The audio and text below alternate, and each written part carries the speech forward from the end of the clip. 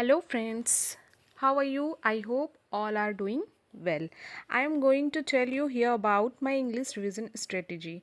And those who have not seen the last video, please see. I have given the strategy video of EVS.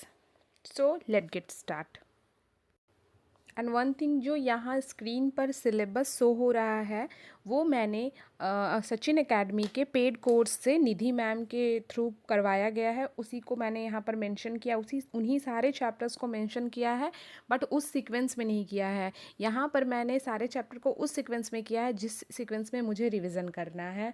और मैंने previous year को जब बनाया है तो मैं वहाँ से एनालिसिस की हूँ कि कुछ चैप्टर्स बहुत ही इम्पॉर्टेंट है, तो मैं अननेसेसरी चैप्टर के पीछे बहुत ज़्यादा टाइम नहीं देना चाहती। इस वजह से मैंने इसे थोड़ा सा अपने हिसाब से मॉडिफाई किया है। जैसे कि वोकैबलरी आपका 100% है, आएगा। टेंस से हो गया, वॉइस हो गया, नरेशन हो गया, पाराजम्बल हो गया, पार्ट ऑफ स्पीच, ये सब एक क्वेश्चन इससे मस्ट है कि आना ही आना है। मेरी स्ट्रैटेजी इंग्लिश में ये रहने वाली है कि जो भी कुछ इम्पॉर्टेंट चैप्टर्स है जिससे कंफर्म है कि वन क्वेश्चन आते ही आते हैं और केवीएस उसे बार बार पूछता है, उसको मैं पहले कंप्लीट करूँगी।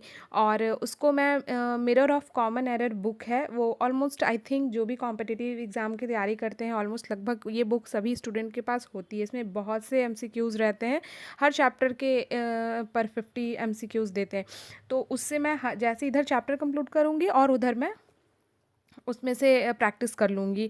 और उसके बाद मेरा सारे चैप्टर्स का मैंने अपना हैंड रिटन नोट्स बना के रखा है, तो मैं उसी से रिवीजन करूँगी और mirror of common error book से रिवीजन प्रैक्टिस करूँगी। और आपको कॉम्प्रिहेंसन के लिए मेरे पास एक बुक है जो मैं आगे आपको वीडियो में शो होगा तो बताऊँगी, मैं उससे कॉम्प्रिहेंसन करूँगी।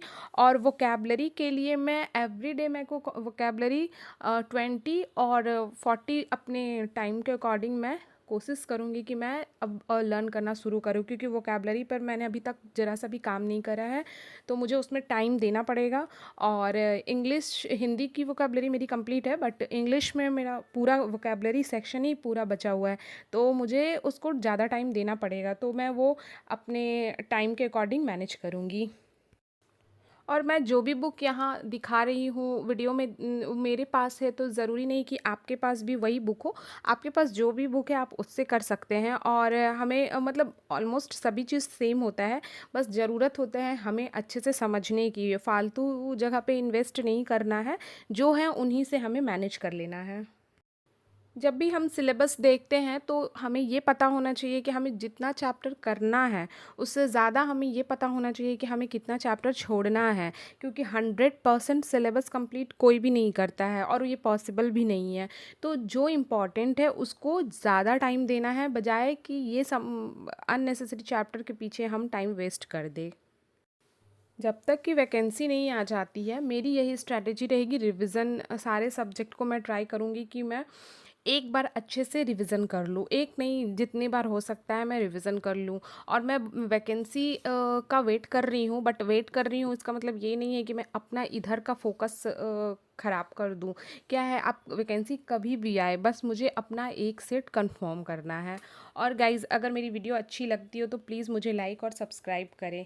ये देखिए कॉपी मेरा हैंड रिटन नोट्स, इसमें मैंने सारा चीज़ अपने समझ के साथ अपने हिसाब से लिखा है। और जो जिन स्टूडेंट्स को इंग्लिश ग्रामर में प्रॉब्लम होता है उनके लिए एक चैनल है परीक्षा प्लस, फ्री है, उसमें आपके सारे वीडियोस, उसमें एक प्लेलिस्ट होगा केवीएस, उसमें सर्वेश त्रिपाठी सर हैं।